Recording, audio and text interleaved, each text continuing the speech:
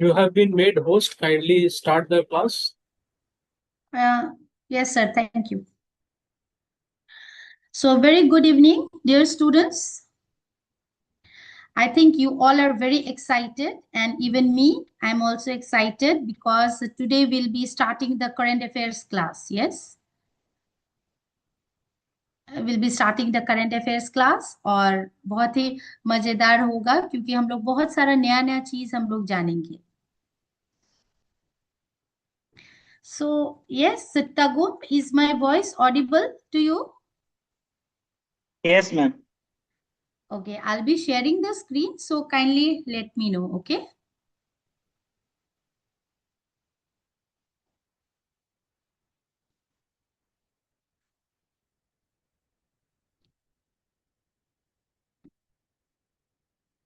So screen is visible, dear students?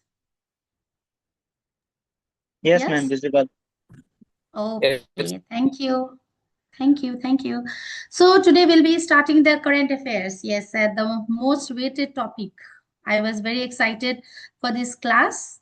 So now let's begin. चलो jump in करते हैं current affairs का पहला class. So जब हम लोग बोलते हैं current affairs, इसका मतलब क्या होता है? करंट अफेयर्स, ये दो शब्द है. It's a two word actually, current और अफेयर्स. जब when it comes together, it gives a very interesting name to a subject of study, right? Current and affairs are different things, and when it comes together, we'll be getting a very interesting study. Current means what? I'll be changing the pen color first.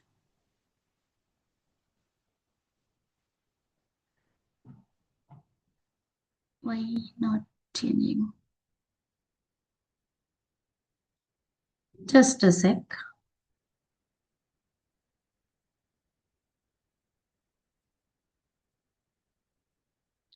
Okay.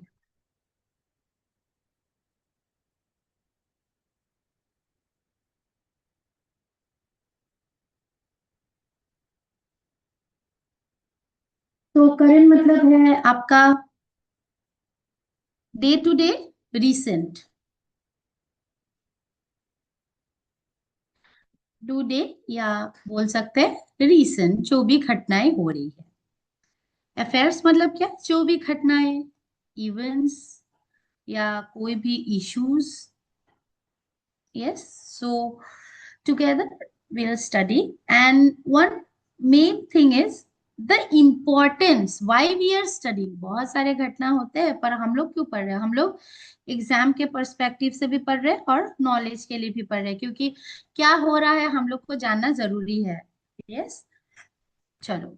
अब ऐसा होगा कि अरे बाप रे, current affairs है हम लोग का. क्या होता है ना, in most of our exams, I don't know, but I have seen like, ऐसा नहीं है 100% ऑफ द स्टूडेंट्स के साथ, बट मोस्टली स्टूडेंट्स के साथ ये प्रॉब्लम होता है ना, करंट अफेयर्स छूट जाता है. आप लोग हिस्ट्री पढ़ लोगे, ज्योग्राफी पढ़ लोगे, क्योंकि वो स्टैटिक पार्ट है. उससे ऐसा है कि आप पढ़ोगे, आएगा भी क्वेश्चन. पर करंट अफेयर्स ऐसा एक सब्जेक्ट है, पता ही नहीं चलता है कहाँ से आ रहा है, क्या आ रहा है, कैसा आएगा, पता ही नहीं चलता है. ऐसा टाइप का स्टूडेंट्स लोग का कमेंट रहता है. पर एक्चुअली ना ऐसा नहीं होता है. और ऐसा भी नहीं होता कि आप लोग को हर एक चीज पढ़ना है. It's not at all like that.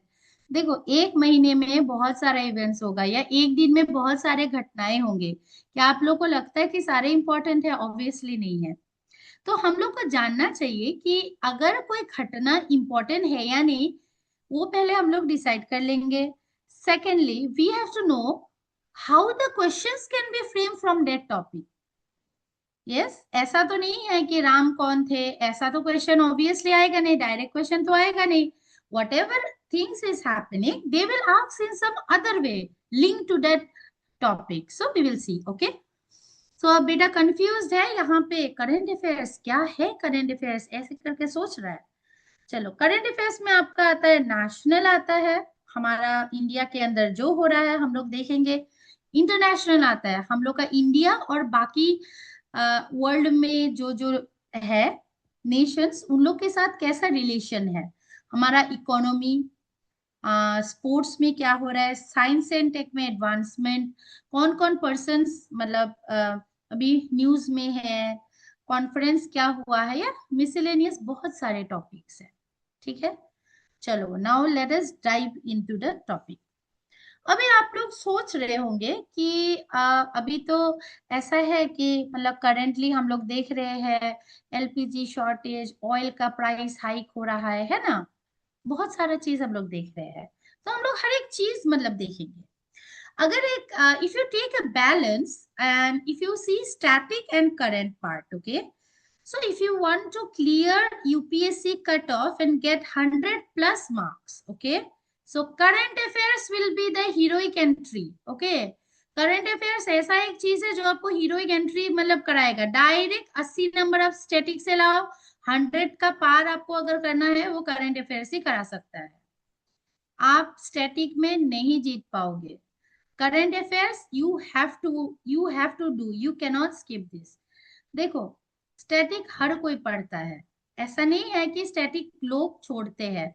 तो मेरे हिसाब से ऐसा नहीं है कि तुम लोग स्टैटिक छोड़ो, ऑब्वियसली ये तो रिकमेंडेबल है ही नहीं, पर करंट अफेयर्स को ध्यान देना चाहिए, क्योंकि ना इसमें बहुत सारे बच्चे ना छूट जाएंगे पीछे तुम लोग से। अगर if you are master in current affairs you can leave behind anyone, and the current affairs is the main hero in clearing the cutoff.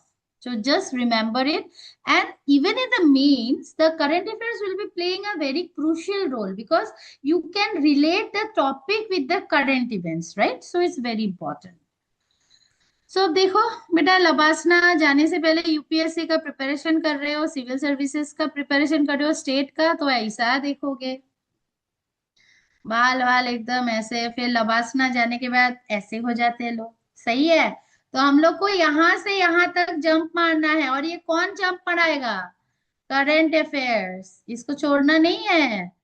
LBSNAA जाना है आप लोग को, है ना, या हम लोग को कहाँ जाना है, स्टेट पीसीएस क्लियर करो, यूपीएससी क्लियर करो, कोई भी एग्जाम क्लियर करो, बट ऑफिसर बनना है, दैट्स इट, ओके। सो अभी हम लोग सबसे पहले हम लोग करेंगे एक रिसेंट बर्निंग टॉपिक जो है हम लोग हर घर में देख रहे हैं। I think in every state you are facing the same issues कि एलपीजी का शॉर्टेज है, और पेट्रोल बंक में बहुत लंबा लंबा लाइन है। क्या हो रहा है एक्चुअली, हम लोग को पता है युद्ध हो रहा है, ऑब्वियसली सबको इन्फॉर्म्ड है, राइट, पर मैं आपको युद्ध के बारे में नहीं पढ़ाने वाली हूँ, ओके, एकदम नहीं कि युद्ध क्यों हो रहा है क्या हो रहा है, वो सबको पता है, but I'll be teaching you only on the exam point of things, okay।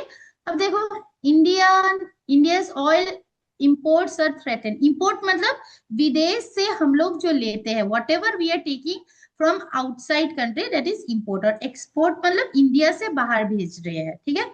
import मतलब बाहर से हम लोग ले रहे हैं, threatened ऐसा न्यूज में आ रहा है, ठीक है। फिर देखो एलपीजी का शॉर्टेज हो रहा है। फिर ऐसा आया कि India has issued the natural gas order to prioritise supply for PNG, CNG, LPG amid disruptions, क्योंकि स्ट्रेट ऑफ हॉर्मुज जो है वहां से आपका शिप वगैरह आने नहीं दे रहे, ठीक है। अब आप लोग सुन रहे हैं कि पीएनजी है, कुछ सीएनजी है, एलपीजी है, क्या है ये सब एक्चुअली, एलएनजी है, क्या है ये सब, हम लोग सुन तो बहुत रहे हैं, पता है ये शॉर्टेज है, वो हो गया, वो हो गया, एक्चुअली क्या है, मैटर क्या है, जानना है, वही हम लोग को आज जानना है, ठीक है। चलो हम लोग ये भी वो देखने को आता है कि with LNG imports hit, government prioritises gas allocation, top priority to household pipeline gas, CNG LPG production. बहुत सारे न्यूज़ेस ऐसे आ रहे हैं, ये सब न्यूज ही है आपका, ठीक है। ये देखो अभी हम लोग देखेंगे मेनली कि एलपीजी, एलएनजी, पीएनजी और सीएनजी, इसका क्या डिफरेंस है, ठीक है। हॉर्मुज का जो स्थिति है वो आप लोग जानते हैं क्या हो रहा है, वो बताने का जरूरत नहीं है। बस हम लोग देखेंगे ये जो बर्निंग टर्म्स है ये सब का मीनिंग क्या है और डिफरेंसेस क्या है, क्योंकि तभी हम लोग बोल पाएंगे कि अच्छा okay, due to this due to that ऐसा है। ठीक है, चलो नाउ सबसे पहले होता है LNG।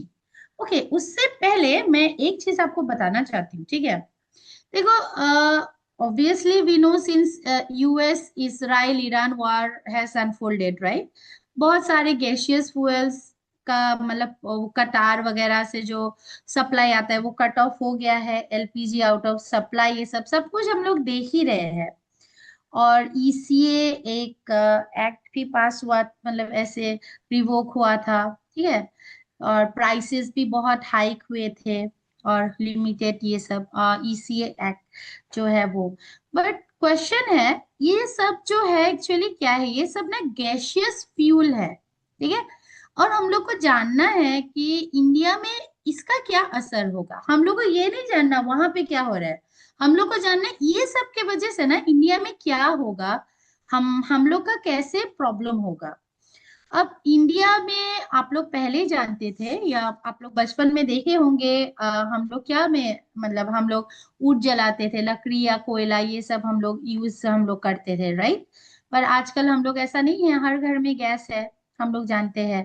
तो हम लोग ट्रेडिशनल फॉसिल फ्यूल से थोड़ा आगे जा रहे हैं, मतलब गैस डिपेंडेंस। आप लोग ये भी देखते हैं कि we have seen that we are nowadays, मतलब गैस का गाड़ी आ गया है ना, मतलब little bit dependence on the petrol and diesel has been also decrease, right, we have seen that. So ये अच्छी बात है। ठीक है, तो अभी हम लोग सबसे पहले देखेंगे LNG। ओके, तो LNG का फुल फॉर्म होता है liquefied natural gas. Okay, why liquefied? See, it is a natural gas which is liquefied at minus, be careful, minus 162 degree centigrade, मतलब बहुत कम temperature. And if you remember और if you know that minus में अगर temperature होता है और कोई भी टेक्नोलॉजी होता है, आप लोग ने अपना साइंस एंड टेक में पढ़ा होगा, उसको क्या बोलते हैं? क्रायोजेनिक टेक्नोलॉजी, क्रायोजेनिक टेक्नोलॉजी का यूज होता है, क्योंकि ये बहुत ज्यादा नेगेटिव में है। ठीक है, चलो ये हम लोग इसको लिक्विफाई करते हैं नेचुरल गैस को, अगर -162 डिग्री सेंटीग्रेड पे किए तो वो हो जाता है LNG। और लिक्विफाई करने से क्या होता है ना, आपका वॉल्यूम जो है वो रिड्यूस हो जाता है 600 टाइम्स तक। तो ऑब्वियसली अगर वॉल्यूम रिड्यूस होता है, आपका ट्रांसपोर्ट करने के लिए इजी हो जाता है और स्टोरेज के लिए भी इजी होता है। You can see this, like this LNG is transported, बाहर से ऐसे आते हैं LNG। ठीक है, तो since it uses cryogenic technology, तो ऑब्वियसली ऐसा तो नहीं है कि कोई भी डब्बा में भर के दे दो, no no no, it's not at all possible. It's a odorless, it's non-toxic, and it's a cryogenic fuel. Why cryogenic? Because it is at very low temperature, right? So since it is a cryogenic fuel, means the cryogenic technology will be used, means at very low temperature it will be there, yes, liquefied. So what will happen? We have to use special insulated containers. Obviously special तो होना ही पड़ेगा, ऐसा नहीं है ना कि हम लोग कैसे भी ले जा सकते हैं, क्योंकि नेगेटिव में टेम्परेचर है। Okay, so we have to use a special insulated container.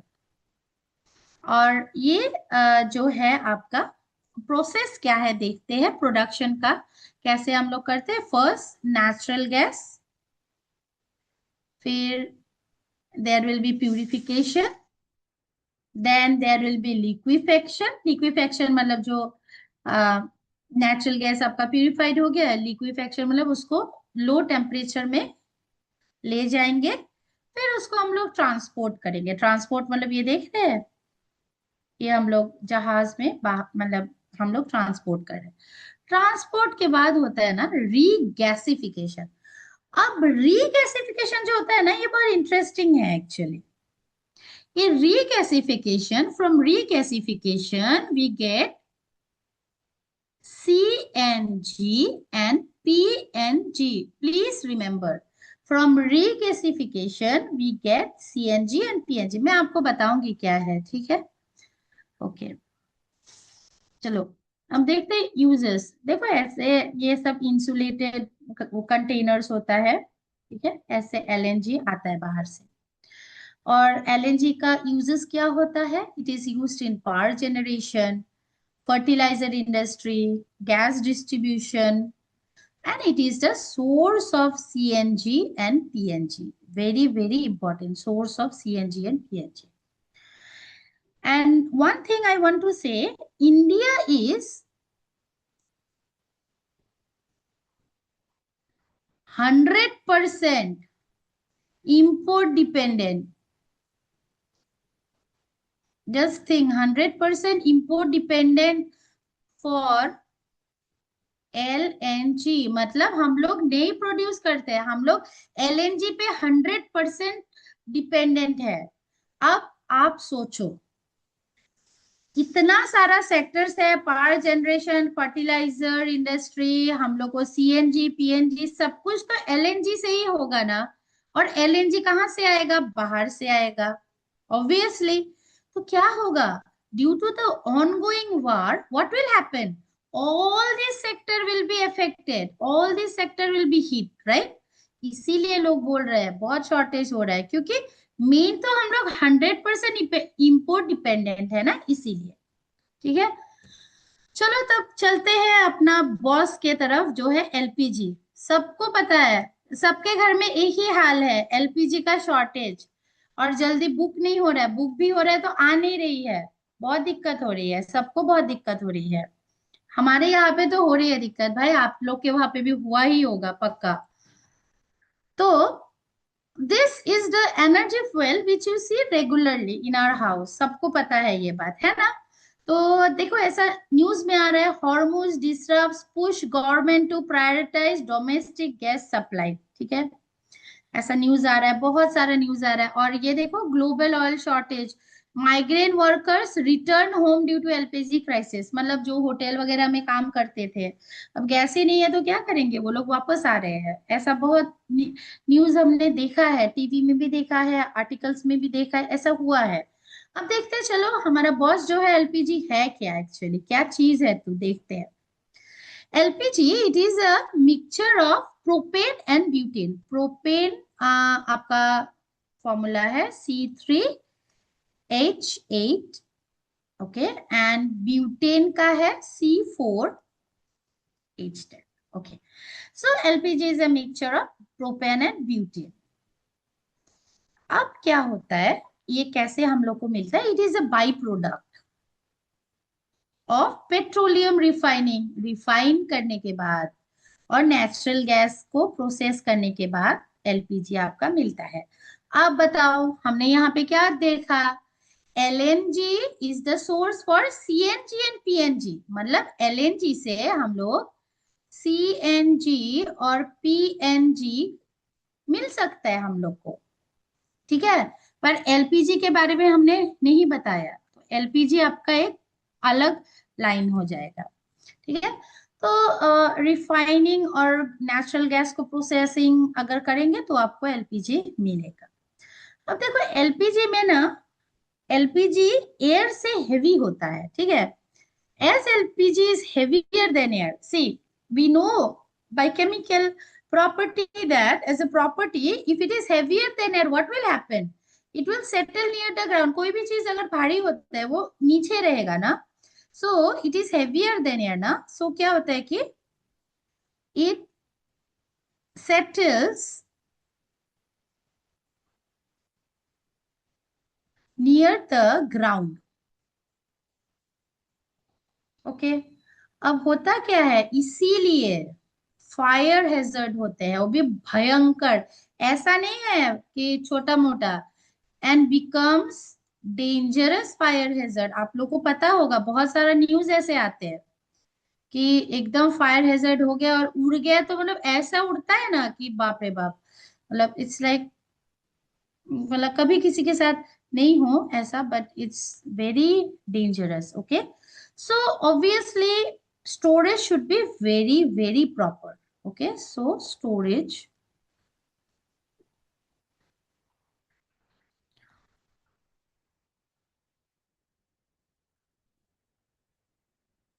Very proper. So इसीलिए काइंड रिक्वेस्ट टू यू, आप लोग हमेशा अपना एलपीजी का जो सिलेंडर है उसको यूज करने के बाद बंद कर देना. ठीक है, after every use you switch off in the mains regulator में ऑफ कर देना. क्योंकि क्या होता है कि कभी कभार हम लोग भूल जाते हैं और ये गलती से ऑन होके अगर सब कुछ हो गया तो हम लोग को दिक्कत हो सकता है. Even you tell your mothers also. ठीक है, चलो अब हम लोग देखते हैं आगे. अब एलपीजी का क्या क्या फीचर्स है. It is stored as liquid under moderate pressure.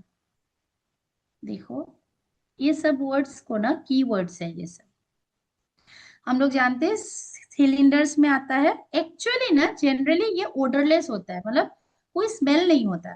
पर देखो अगर स्मेल नहीं होगा और अब अगर कभी लीक होगा तो आप लोगों को कैसे पता चलेगा. तो इसीलिए इसमें ना कुछ एक्स्ट्रा मिलाया जाता है. ओके, लीक डिटेक्शन के लिए, only for leak detection it is odorised. Okay, और अब देखते हैं उसका यूजेस क्या है. आप लोग को पता ही है ऑब्वियसली. डोमेस्टिक हम लोग कुकिंग के लिए यूज करते हैं, फिर कॉमर्शियल किचन्स में यूज होता है, इंडस्ट्रियल में यूज होता है, इंडस्ट्रीज में यूज होता है. कोई कोई ऑटो फ्यूल भी ऐसे you can use is as a auto fuel also, but ऐसा नहीं है, it's not widely use, but you can use as a auto fuel also. Okay, so since it is highly used in the domestic and commercial cooking. Yes, कोई भी commercial domestic हो हम लोग को ये चाहिए ही चाहिए, इसके सिवा हम लोग का होता ही नहीं है. तो इसीलिए ना जब एलपीजी शॉर्टेज हुआ था ना, एलपीजी शॉर्टेज अभी भी है, ऐसा नहीं कि खत्म हो गया. LPG shortage led to the invocation of ECA act. मैंने पहले भी बोला, invocation of ECA Act. Okay, चलो अब हम लोग देखते हैं कि एक्चुअली इंडिया में क्या कैपेसिटी है, क्या इंफ्रास्ट्रक्चर है और क्या मतलब कैसा है. चलो थोड़ा देख लेते हैं. ठीक है, अब इंडिया में ना आपका जो एग्जिस्टिंग है, मैं उसके बारे में बोल रही हूँ जो एग्जिस्ट कर रहा है. India is the fourth largest LNG importer. देखो fourth largest LNG importer.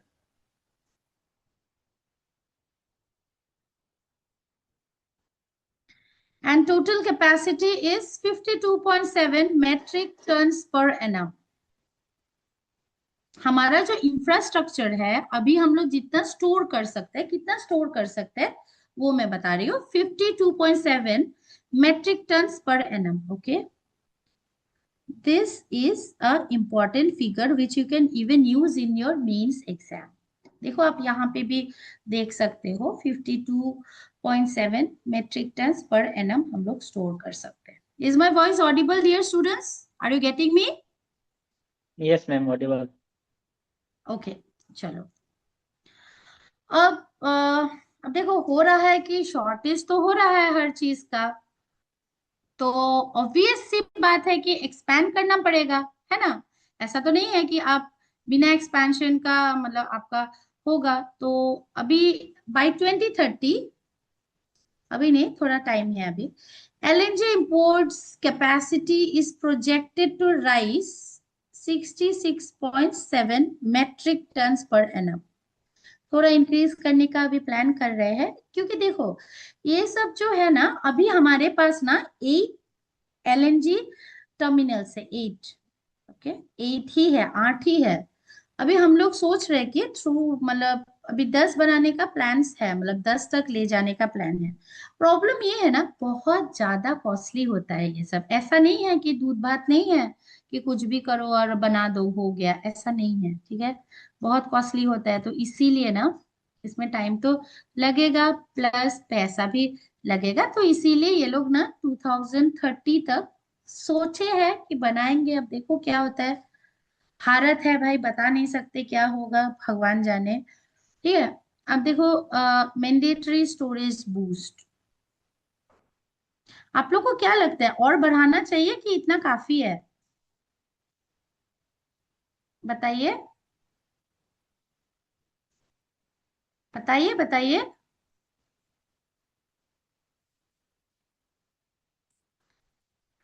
Obviously ये काफी नहीं है, और बढ़ाना चाहिए हम लोग को, गवर्नमेंट को, ठीक है, इस पे काम करना चाहिए।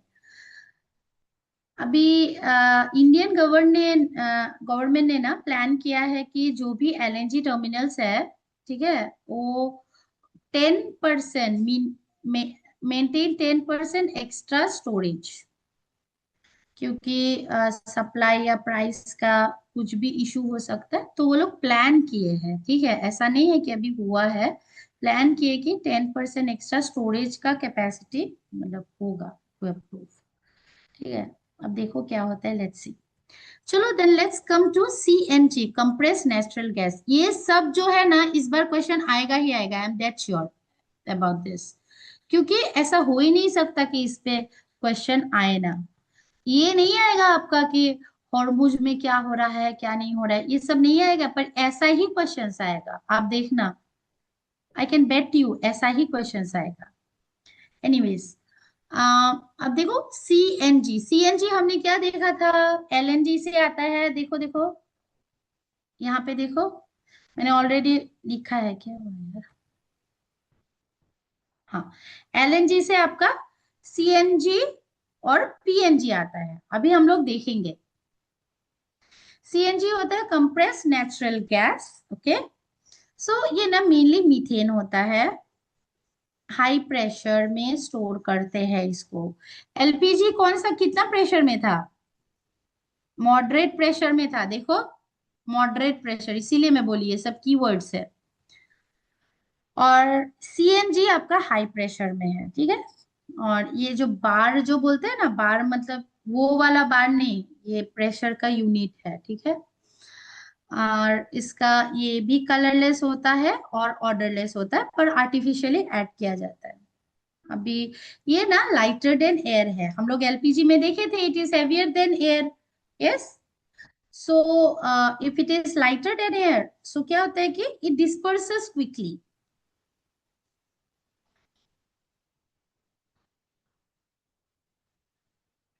disperses quickly and does not emerge as a big fire hazard, मतलब बहुत बड़ा हैजर्ड से हम लोग को रोक सकता है, क्योंकि ये बहुत जल्दी डिस्पर्स हो जाता है।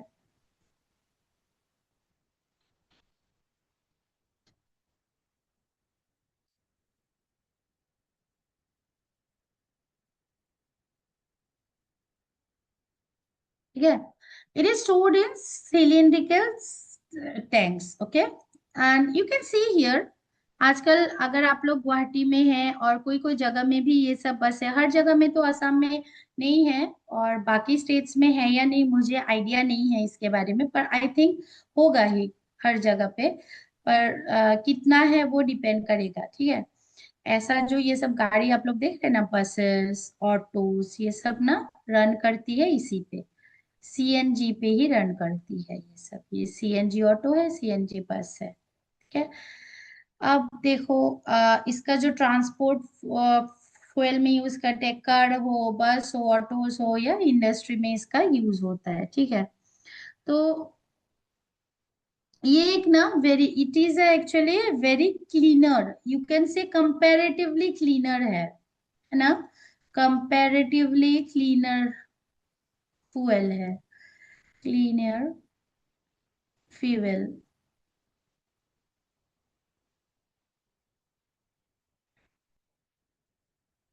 ओके।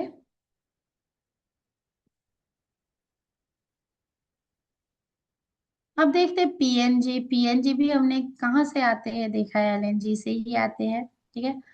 आपने ये ऐसा देखा है क्या कभी, ये देखा है, ये आपने कभी ऐसा किचन देखा है क्या, काइंडली लेट मी नो, ऐसा देखा है? नहीं देखा मैं। अच्छा, मैंने देखा है ऐसा, हैदराबाद में ऐसा होता है, ठीक है। मतलब हम लोग क्या करते हैं कि असम में या कोई और स्टेट में जनरली बेसिकली हम लोग क्या करते हैं, एलपीजी लेके आते हैं, राइट।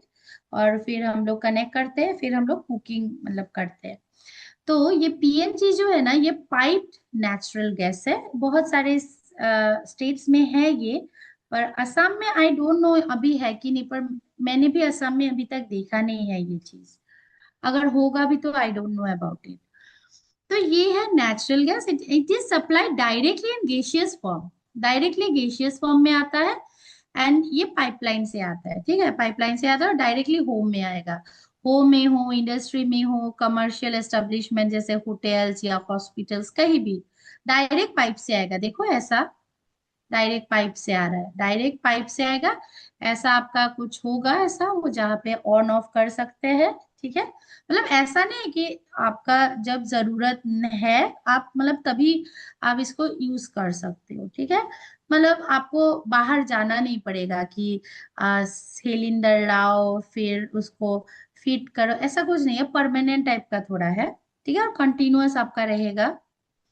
और मीटर बेस्ड बिलिंग है, अगर आपने थोड़ा यूज किया तो थोड़ा होगा आपका बिल, ज्यादा यूज किया तो ज्यादा होगा। ऐसा नहीं कि अगर किस एलपीजी में क्या होता है कि, और हाँ इसमें स्टोरेज भी जरूरत नहीं, क्योंकि डायरेक्ट आता है ना, डायरेक्टली हमारे घर में आ जाता है। एलपीजी में क्या होता है, जिस चीज का एक ही सिलेंडर रहता है, एक खत्म हो गया और दूसरा नहीं आया तो बवाल हो जाता है। इसमें ऐसा कोई झंझट नहीं है, ठीक है। ये डोमेस्टिक कुकिंग के लिए यूज हो सकता है, इंडस्ट्री में यूज हो सकता है, होटल हॉस्पिटल बहुत सारे जगह यूज हो रहा है, ठीक है। और ये ना अभी अपकमिंग मतलब ये बहुत सारे जगह पे अडॉप्ट कर रहे हैं, क्योंकि एलपीजी थोड़ा दिक्कत है ना आपको, मतलब थोड़ा तो दिक्कत है इसमें, थोड़ा इजी है, तो इसीलिए बहुत लोग ना पीएनजी में शिफ्ट कर रहे हैं। ओके।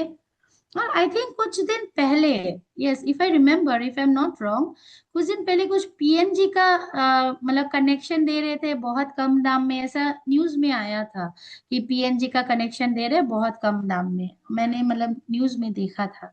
ओके। चलो अब देखो, एलपीजी आप जानते ही हो, एलपीजी तो हमारा हर घर का बॉस है अभी। और पीएनजी देखो ऐसा होता है कि मतलब ऐसे मीटर टाइप का कुछ होता है और ये डायरेक्ट घर आ जाता है, ठीक है।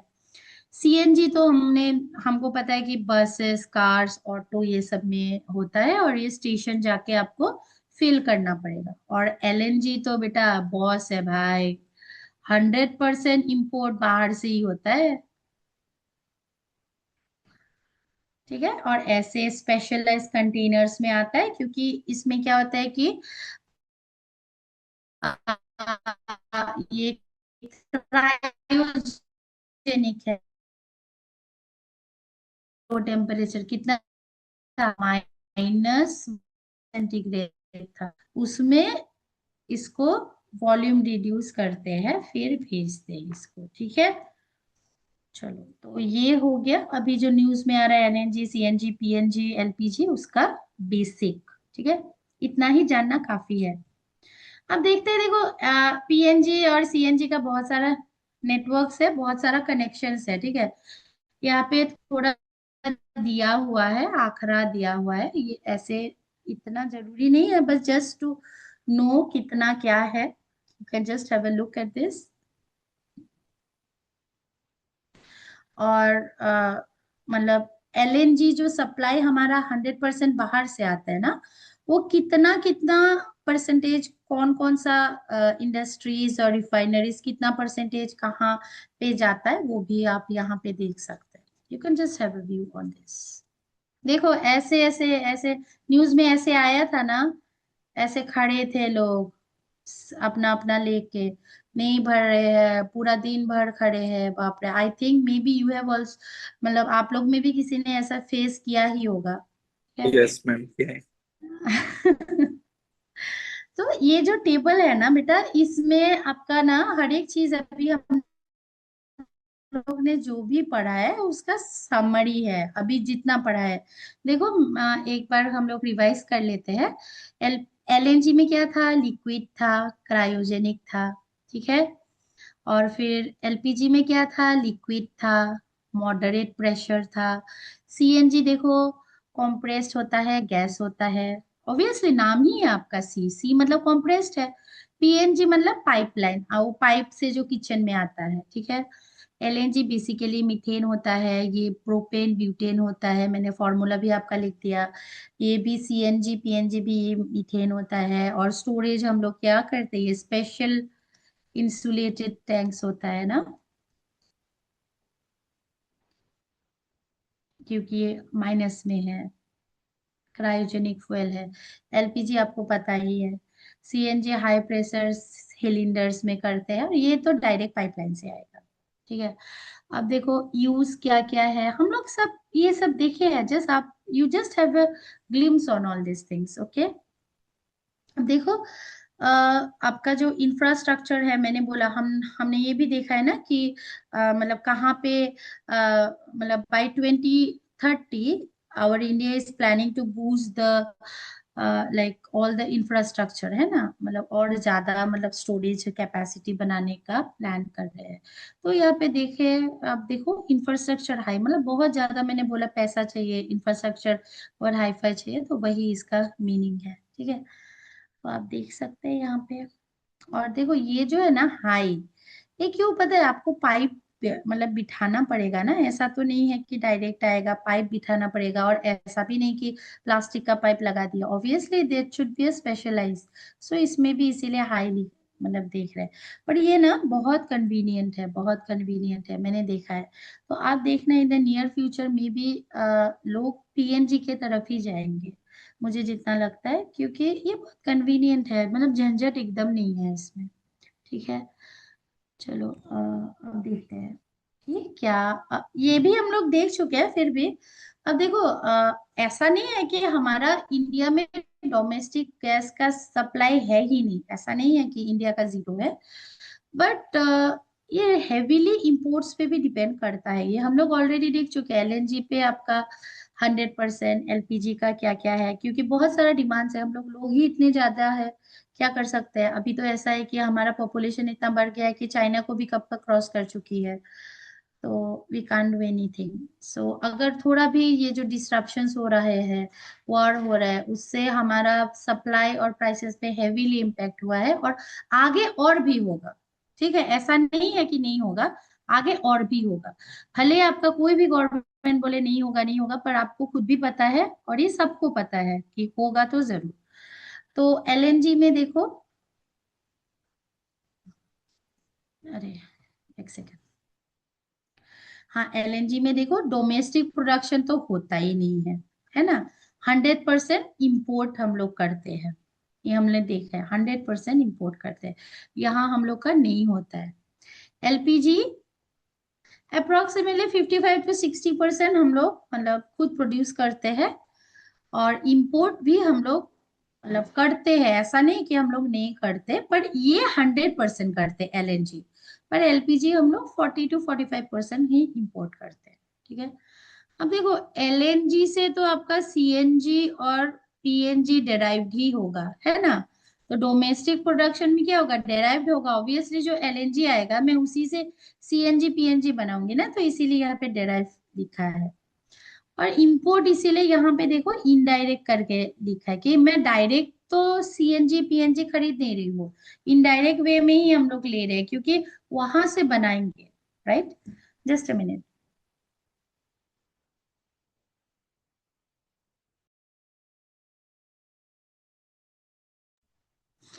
Yes. So up to this, is it clear? Is it clear, guys? Yes, ma'am. Okay. So now let's move to the next. अब देखते हैं कि ये सब जो हो रहा है कि कैसे कैसे क्या हो रहा है, कैसे बनाते हैं, थोड़ा देख लेते हैं भी। अब India integrated gas value chain, chain क्या है देखते हैं, चलो। डोमेस्टिक गैस जो है आपने देखा है इंडिया का, ऐसा नहीं है कि बहुत ज्यादा है, पर हाँ हम लोग का है, पर लिमिटेड है।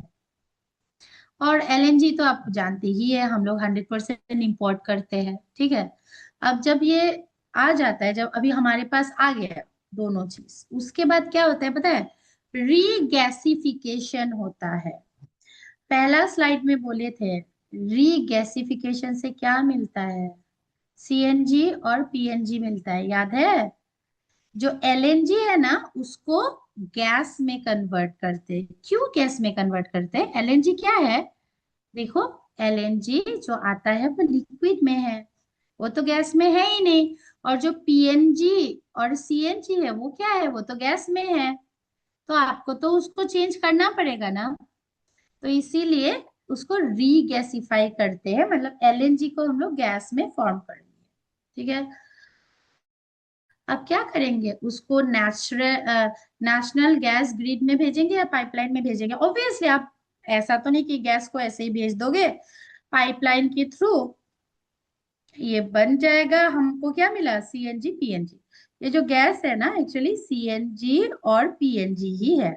Since it's a gas you can not like transfer it just like that. आप देखो यहाँ पे एक चीज, LNG आपका लिक्विड है इसीलिए आप शिप में ट्रांसफर कर रहे हो, है ना। आपका LPG आपका लिक्विड है।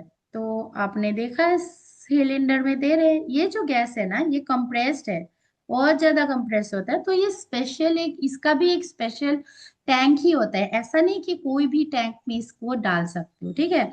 जो इसमें जो गाड़ी आती है ना, तो वो उनका ना जो टैंक होता है ना गैस फिल करने का, वो भी एक स्पेशलाइज टैंक होता है। ठीक है।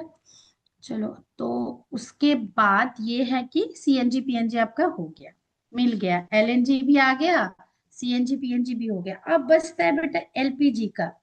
LPG तो हमको पता ही है, इसका अलग ही एक चेन है। LPG तो बोलेगा मैं तो आप लोग पे कुछ मतलब डिपेंड ही नहीं करूंगी, मतलब या करूंगा, मैं तो अलग हूँ। अब LPG कहाँ से मिलता है, रिफाइनरी और गैस का प्रोसेसिंग से। इसका जो मतलब प्रोसेस है ना ये थोड़ा डिफरेंट है। ठीक है, तो इसका चेन अलग है। चलो, so that's all in the difference between the gases या लिक्विड्स, जो भी है आपका CNG PNG LNG LPG। Okay. Hello, yeah Karan, am I audible? Yes ma'am audible. अभी आया था Karan is in the waiting room करके कुछ। चलो, अब आते हैं वंदे मातरम। हम लोग क्या पढ़ रहे थे, वंदे मातरम, याद है? हिस्ट्री, थोड़ा हिस्ट्री के भी थोड़ा करंट अफेयर्स देख लेते हैं आज। देखो आज ना पहला क्लास है ना, तो इसलिए थोड़ा लाइट रख रहे हैं। ठीक है। और अभी आपको पता है वंदे मातरम उसका ना, वो सॉन्ग का 150 इयर्स हो चुका है। ठीक है, 150 इयर्स हो चुका है। अब वंदे मातरम है हम लोग का नेशनल सॉन्ग, तो हमको इसके बारे में तो जानना पड़ेगा ही, क्योंकि 150 वर्ष पूरा हो चुका है। Vande Mataram it is a ode to the motherland personifying India as a goddess. हम लोग बोलते हैं ना भारत माता, हम लोग भारत को एक गॉडेस के तरह पर्सनिफाई करते हैं। ठीक है। वंदे मातरम अगर हम लोग बोलेंगे, it's a hymn that inspired generations with the message of devotion. Yes, there was devotion in every heart, unity, patriotism, and national awakening. ये उस समय का बात था, अभी का बात नहीं है। ये क्या किया था, डिवोशन, पैट्रियोटिज्म, हम लोग हर एक चीज देखेंगे इसमें।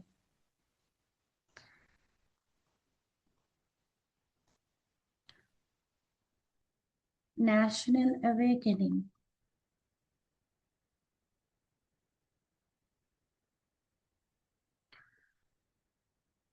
और यूनिटी।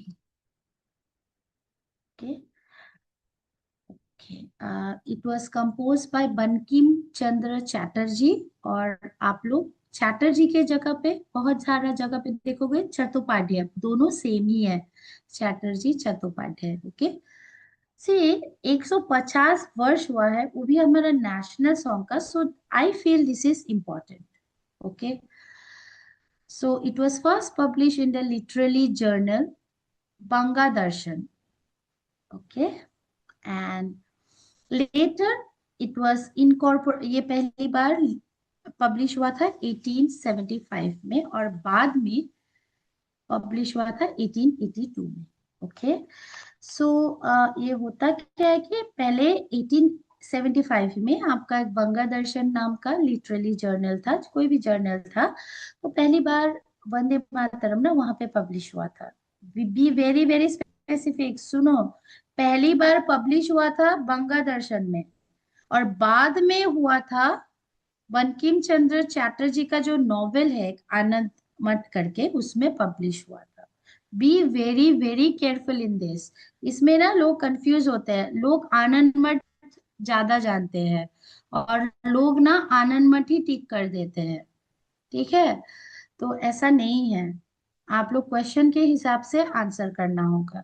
अब देखो यहाँ पे आप देख सकते हो वंदे मातरम जो सॉन्ग है यहाँ पे लिखा गया है, ठीक है? ये वंदे मातरम है हम लोग का सॉन्ग। अब हम लोग देखेंगे कि ये सॉन्ग लिखा किस भाषा में गया था, ठीक है?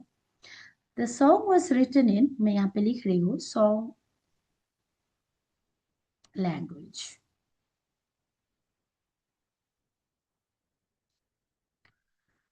भाषा जो है ना वो था, the text was in Sanskrit,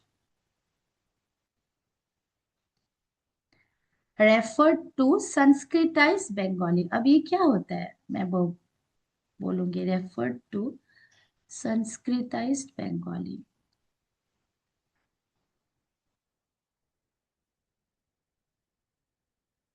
संस्कृताइज्ड Bengali मतलब क्या था ना, it has a mix feature. Sanskritised Bengali मतलब it features mix of Sanskrit verses. ऐसे नाम से आपको पता है संस्कृत में आपका बंगाली था, ठीक है? संस्कृत वर्सेस थे, अलोंग साइड आपका बंगाली फ्रीजिंग भी था। तो आप ये नहीं बोल सकते कि ये सिर्फ बंगाली में था, सिर्फ संस्कृत में था, ठीक है? कभी कभार इस पे क्वेश्चन आता है, तो आप देख लेना कौन सा ऑप्शन में है, जो भी रहेगा उसको टिक कर देना। और संस्कृताइज बंगाली रहेगा तो उसमें भी आप टिक कर लेना, मतलब जो भी रहेगा, ऐसा नहीं है कि हर एक ऑप्शन ही रहेगा, कोई एक तो रहेगा, ठीक है? ओके, अभी हम लोग इसका जो इंग्लिश ट्रांसलेशन है ना, ट्रांसलेशन टू इंग्लिश,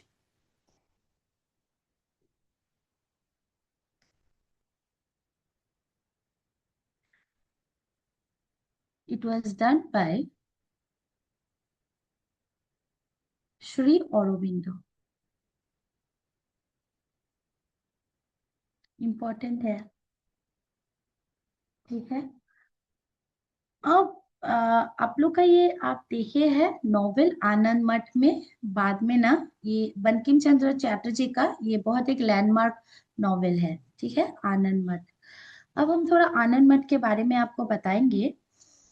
एक्चुअली ये ना, ये जो नॉवेल है ये एक ग्रुप ऑफ सन्यासीस के बारे में है, ठीक है? अबाउट अ ग्रुप ऑफ सन्यासीस, ठीक है?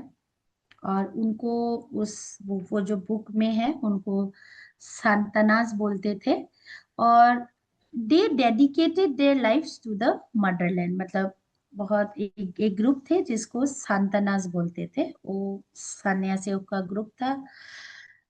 यहाँ पे लिख ही देती हूँ, known as संतनास।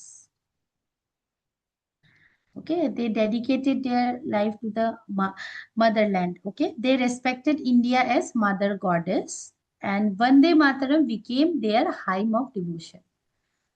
So I will write here Vande Mataram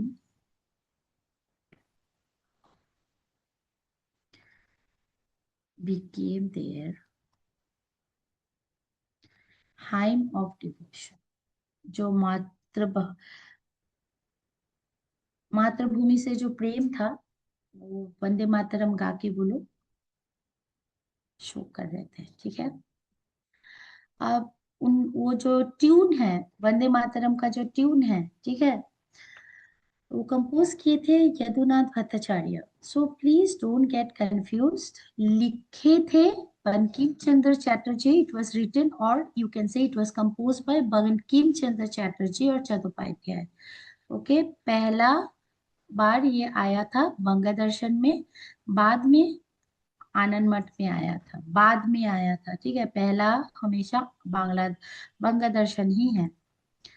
ठीक है, अब हम लोग ये पढ़े हैं, आपको अगर याद है, the song was first sung by Rabindranath Tagore at the 1896 Calcutta session. आपको याद है और होना भी चाहिए। ये रविंद्रनाथ टैगोर जी पहली बार गाए थे इसको। ये जो कैलकाटा सेशन है इंडियन नेशनल कांग्रेस का, I think we have studied in the first class. या सो ये कैलकाटा सेशन का प्रेसिडेंट कौन थे? प्रेसिडेंट प्रेसिडेंट थे रहीमतुल्ला सयानी।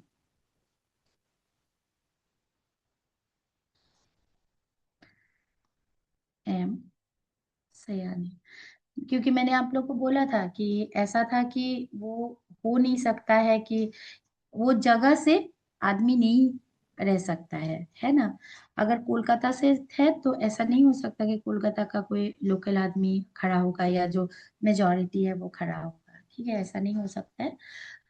मतलब कोई भी सेशन रहेगा तो वो बाहर का ही आदमी रहेगा। और ये जो कैलकाटा सेशन था, इस पे पहली बार रविंद्रनाथ टैगोर जी ने गाया था इसको। और इसका प्रेसिडेंट थे, प्रेसिडेंट किसके थे? कैलकाता सेशन जो था उसका प्रेसिडेंट थे रहीमतुल्ला एम सयानी। ओके, अब होता ये, हम लोग स्वदेशी मूवमेंट पढ़े हैं, एंटी पार्टीशन मूवमेंट, ये सब हम लोग देखे हैं। अभी जो ये वंदे मातरम है ना, इसका पॉलिटिकल सिग्निफिकेंस, अब ऐसे तो ये सॉन्ग है पर इसका पॉलिटिकल सिग्निफिकेंस जो है ना, ये मेनली इमर्ज होता है during the swadeshi and the Bengal anti partition movement. अगर आप लोग को याद है, स्वदेशी movement,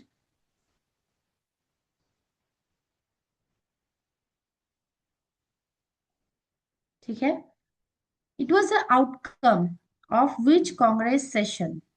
outcome of 1905 Banaras Congress session.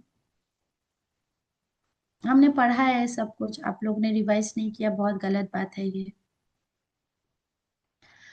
It, Swadeshi movement was a outcome which was approved at the, okay, outcome approved at the 1905 Banaras Congress session. और बनारस कांग्रेस सेशन का प्रेसिडेंट कौन है अगर आपको याद है? प्रेसिडेंट कौन थे? गोपाल कृष्ण गोखले। गोपाल कृष्ण गोखले कौन थे? अरे यार, सॉरी।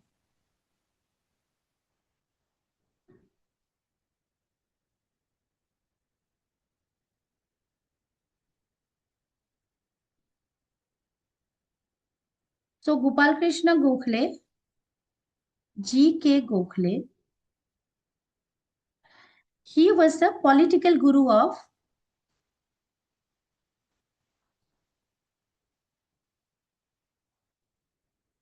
गांधी जी, गांधी एंड जिन्ना, हमने पढ़ा है। ठीक है, जब गांधी जी वापस आए थे तो गोपाल कृष्ण गोखले ने बोला था, तुम इंडिया को अच्छे से नहीं जानते हो, तुम सिर्फ अपना गुजरात में रहे हो, तो पहले इंडिया को भारत दर्शन कर लो, फिर आप कोई भी मूवमेंट लॉन्च करना हो या सत्याग्रह करना हो या कुछ भी करना हो तभी आप करना। एक साल आप गैप लो। फिर गांधी जी अपना फर्स्ट पब्लिक अपीयरेंस देते हैं, आप लोग को याद होगा आई थिंक। सो वंदे मातरम, अभी फिर से वापस आते हैं वंदे मातरम पे। Vande Mataram slogan first raise publicly on Swadeshi movement formal proclamation, ये भी हमने पढ़ा है।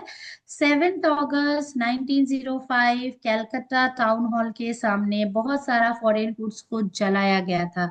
वो था आपका सबसे पहला स्वदेशी मूवमेंट का फॉर्मल प्रोक्लेमेशन। ओके, और वहीं पे वंदे मातरम जो गाना है उसको फर्स्ट स्लोगन के तरह यूज किया गया था। वहीं पे इसका प्रारंभ होता है पॉलिटिकल सिग्निफिकेंस, ठीक है, मेन पॉलिटिकल सिग्निफिकेंस वहीं से इसका प्रारंभ होता है। अब देखते हैं एसेंस क्या है ये जो सॉन्ग है। देखो ये क्यों बोल रहे हैं, आपको तो लगा होगा कि चलो मैं पढ़ लेता हूँ कि वंदे मातरम है, 150 साल हो गए, एग्जाम में ही आएगा। नहीं, ऐसा नहीं है। अगर वंदे मातरम का 150 साल हुआ है ना, क्वेश्चन क्या आएगा पता है, ये नहीं आएगा कि वंदे मातरम का कितना इयर्स कंप्लीट हुआ है। नहीं नहीं नहीं, बिल्कुल नहीं। वंदे मातरम से रिलेटेड जो भी चीजें हैं उसमें क्वेश्चन बनेंगे। इसीलिए हम लोग ना करंट अफेयर्स नहीं कर पाते। क्यों पता है, कभी ये नहीं आता हाँ 150 वर्ष हो गया वंदे मातरम से ही क्वेश्चन आएगा जो मतलब डायरेक्ट नहीं। वंदे मातरम से रिलेटेड एवरी फैक्ट से क्वेश्चन आ सकता है। That is the probability of questions and you have to know everything related to that. No, if you don't know how you will be able to attend the question, right. चलो बंकिम चंद्र चटर्जी जो थे वो देखते थे कि हमारा इंडिया फिर से गोल्डन एरा पे जाएगा, है ना, ये जो गाना उन्होंने लिखा है। तो वही वो विजन करते थे कि हमारा इंडिया फिर से एक मतलब गोल्डन एरा पे जाएगा, जो भी हार्डशिप है खत्म होगा। तो इसीलिए वो सॉन्ग लिखे थे, ठीक है। अब देखो यहाँ पे वंदे मातरम संप्रदाय सोसाइटी फॉर्म हुआ था, और ये सब ना ये गाना को प्रमोट करते थे पब्लिक मीटिंग से, ठीक है। और फिर न्यूज़पेपर थे वंदे मातरम नाम का, तो वो भी बहुत सारा मैसेजेस स्प्रेड करते थे, unity, self reliance and resistance against the colonial rule, okay. और ब्रिटिश एडमिनिस्ट्रेशन जो है वो लोग ऑब्वियसली ये सब तो नहीं चाहेंगे, they try to suppress it, okay. They impose fines on students, they ban its politic its public recitation. जैसे कि आप लोग ने देखा था यहाँ पे स्वदेशी मूवमेंट में क्या हुआ था, स्लोगन जैसे ये लोग पब्लिकली गान मतलब गाए थे, राइट। तो क्या किए थे, ब्रिटिश ने सप्रेस करने का कोशिश किया, बैन कर दिया, पब्लिकली नहीं गा सकते हो, और कोई स्टूडेंट्स अगर कर रहा है तो उसमें फाइन भी लगाया जाता था, क्योंकि वो लोग चाहते थे इसको सप्रेस करने के लिए, ठीक है। So I am speaking this current affairs in context of your history. चलो अब देखते हैं, ये भी आप लोग ने देखा है, बीकाजी कामा, मैडम बीकाजी कामा याद है। बीकाजी कामा क्या किए थे, she hosted the tricolour flag in Stuttgart Berlin. आप लोग को याद नहीं है क्या कुछ भी, she hosted the flag in which Vande Mataram was written. देखो ये वंदे मातरम लिखा हुआ है, और ये कहाँ पे होस्ट की थी, बर्लिन पे होस्ट की थी। अगर आपको याद है, अगर आपको याद है, मैडम बिकाजी कामा, ठीक है, वो एक पारसी थी, फिर उन्होंने शादी किया एक ब्रिटिशर से, और उसके बाद वो उनको प्लेग मतलब अटैक करता है, मतलब उनको प्लेग आ जाता है, फिर उनको बाहर भेजा जाता है ट्रीटमेंट के लिए आउट ऑफ इंडिया। फिर वो कोई कोई मतलब politician, I don't say politician, nationalist लोग के साथ मिलते हैं, फिर वो अपना बहुत सारा ऑर्गेनाइजेशन स्टार्ट करती है, न्यूज़पेपर स्टार्ट करती है, और वहीं पे वो हमारा ट्रिकलर जो है, ठीक है, वो होस्ट करती है, और वो होता है बर्लिन पे, और उसी में वंदे मातरम लिखा हुआ था। और हमने ये भी पढ़ा है, जो बीकाजी कामा मैम जो की थी, बीकाजी कामा जो की थी, ये जो फ्लैग था ना, it was smuggled, the flag was smuggled. देखो कैसे करंट अफेयर से आपका मॉडर्न हिस्ट्री लिंक हो गया ना, हम लोग जो पढ़ रहे हैं वही तो आ रहा है। Smuggle to India by Indulal Yagnik. अब देखो, अभी आपका है ये करंट टॉपिक, पर होगा ये मॉडर्न का, मॉडर्न इंडिया का आपका एक क्वेश्चन आएगा इससे, ठीक है। पर है ये करंट अफेयर्स का ये एक टॉपिक है, पर आपका मॉडर्न इंडिया का क्वेश्चन इससे फिक्स है। तो ऐसा होता है, जो भी मतलब एग्जामिनर होते हैं वो लोग वैसे ही मतलब पेपर पब्लिश करते हैं। तो इसीलिए करंट का जो टॉपिक है उसको आपको वो स्टैटिक के साथ जोड़ना पड़ेगा, ठीक है। और बीकाजी कामा जो थी, सॉरी, बी एच होगा, बी एच है, बीकाजी कामा जो थी उन्होंने एक जर्नल निकाला था, उसका नाम भी था Vande Mataram.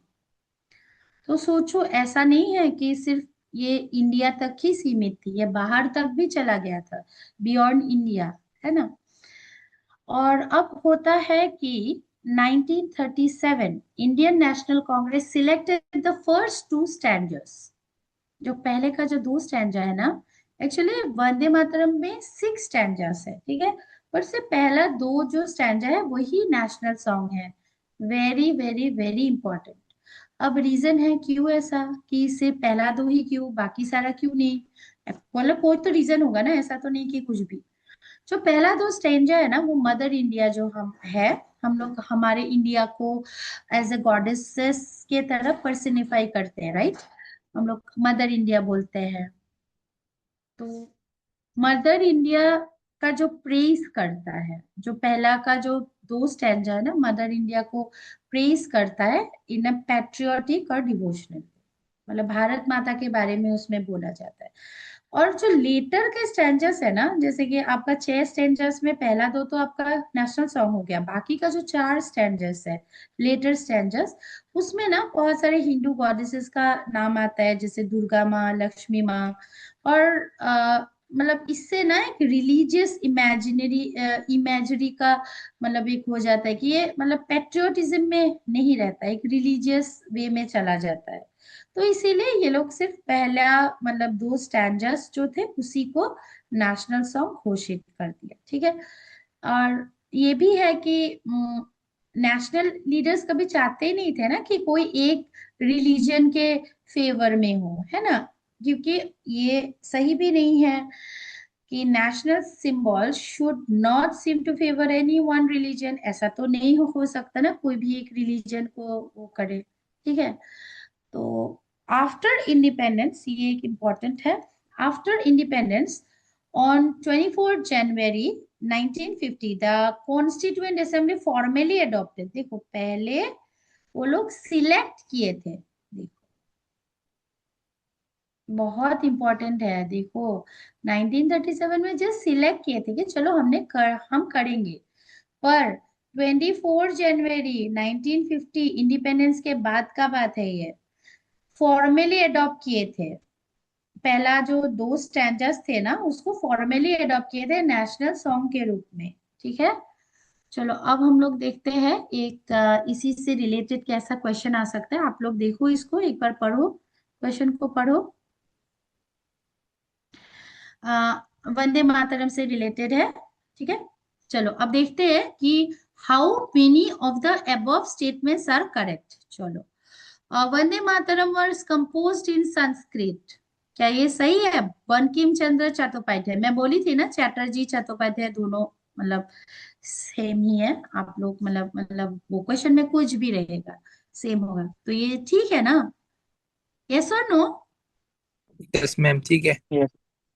The song was first sung at the 1896। देखो रिवर्स बैक जाओ, ये देखो कहाँ पे था, 1896 में रविंद्रनाथ टैगोर ने गाया था।